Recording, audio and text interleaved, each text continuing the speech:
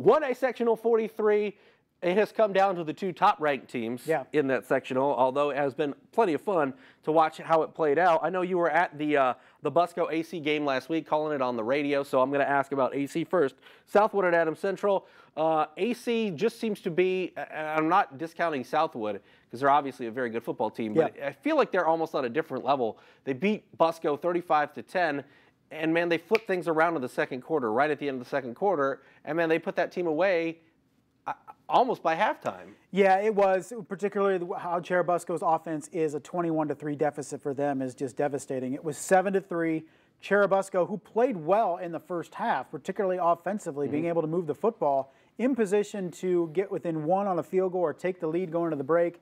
They throw an interception, and then Adams Central, Logan Macklin breaks loose for a couple long runs, touchdown.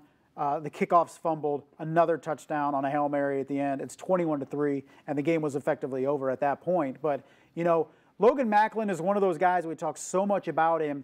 You can bottle him up for 98% of the plays. That 2%, he's going to make you pay. And that's exactly what he did against Cherubusco. The screen pass, he went for a long touchdown in the first half. The long run to set up the second touchdown there in the closing moments of the second quarter. He's a guy that just, you lose contain for one play, and he's running down the field on you, and that's the danger that Southwood has on Friday. Yeah, he can do it offensively, he can do it defensively, he can do it on special teams. If you had to, I'm getting ahead of myself, but if you had to pick an MVP of the area this season, I mean, I know Craig Young is a talent.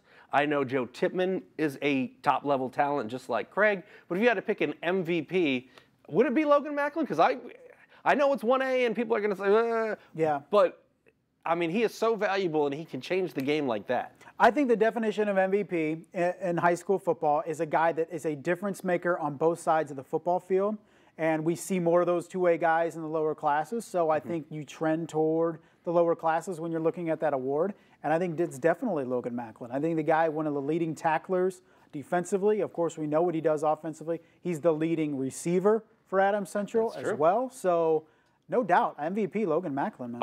Well, as for Southwood, the thing that has impressed me about Southwood is you took a look at last year's roster, and Matthew Nose is gone at tight end, big numbers, over 1,000 yards receiving. Peyton Trexler almost had 2,000 yards receiving last year. I mean, he's top 5 all-time in the state of Indiana. Carson Blair was 6th in the state of Indiana all-time in passing yards, over 9,000 passing yards. I mean, he killed it for a career. All those guys graduate. You look at a small school and say, man, these are guys that hold like every record. Yeah.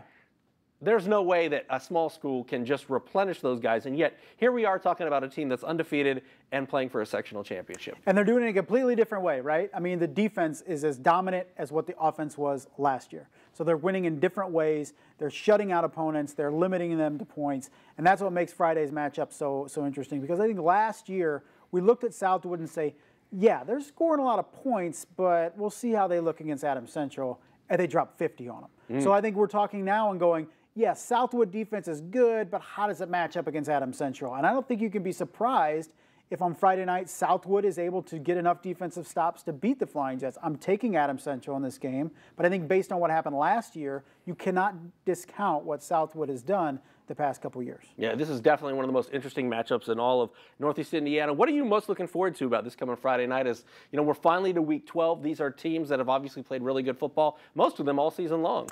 You're looking at what we have 6 games left, really. So we're looking at which local teams can get into regional action.